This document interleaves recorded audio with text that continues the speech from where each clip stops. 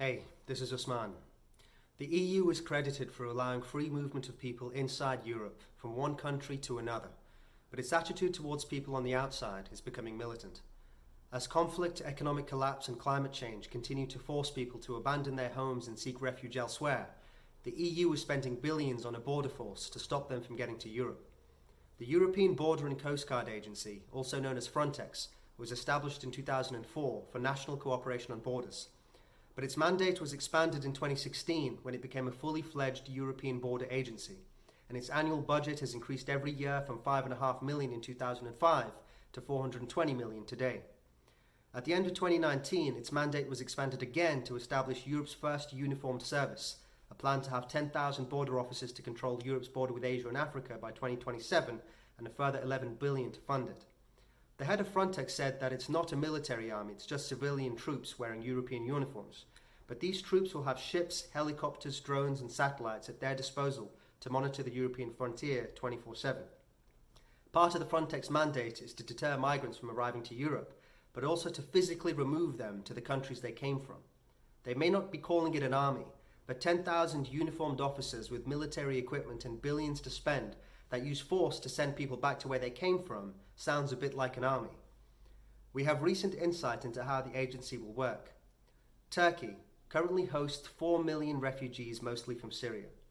These are ordinary civilians whose cities were destroyed in a war involving their own government, opposition forces, ISIS, Iraq, Iran, Israel, Saudi Arabia, Turkey, Qatar, Jordan, Russia, the USA, Canada, the United Kingdom, France, Germany, Netherlands, Belgium, Denmark and Australia. This is a war in which chemical weapons have been used and hundreds of thousands of bombs have been dropped all over the country. It's a war that wasn't their fault, but left them without safety inside their own homes. With the exception of Germany and Sweden, none of the EU countries were willing to give refuge to them. So in 2016, the European Union promised Turkey €6 billion to make sure these refugees don't reach Europe.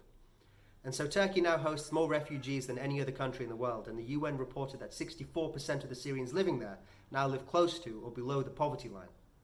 In February 2020, Erdogan accused the EU of not living up to its end of the bargain and lifted restrictions on these refugees approaching the European border with Greece.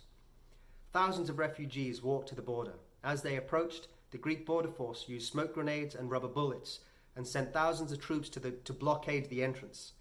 The Greek Prime Minister announced that these are irregular migrants, we will not let them in and they will not be tolerated here. This prompted Ursula von der Leyen, the President of the EU Commission, to go to Greece and praise the Greek resistance against the refugees. She announced that the Greek border is also the European border and the Greek border force is a shield against the migrants. She announced a further €700 million to Greece to protect the border and that Frontex would use its forces, use a rapid border intervention squad that includes 6 coastal patrol boats, a seagoing vessel, 2 helicopters, 1 plane and an extra 100 border guards to protect Greece against the migrants. The message was clear. Europe is now a fortress and Frontex is here to keep guard. I know that some people will hear this and think that this kind of force is necessary to solve the problems of too many migrants in Europe. But it really depends on what you think the problem is. If the problem is the prospect of having to share some of our land and resources with other people from other parts of the world, then yes, this problem is helped by having Frontex stop them from getting in. But if the problem is the mass suffering of our neighbours, of a climate of war, of fear and desperation that has used millions of people and they've lost their homes, then Frontex only makes that worse. Many of the countries that entered the war in Syria did so on the pretext that it was to help the Syrians. But when those same people are displaced by that war, these countries have turned their back on them and are using force to keep them out.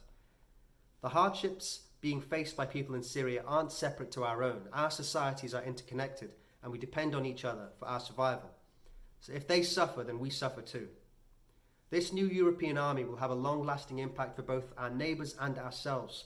Instead of a Europe for solidarity, Frontex represents a Europe for division.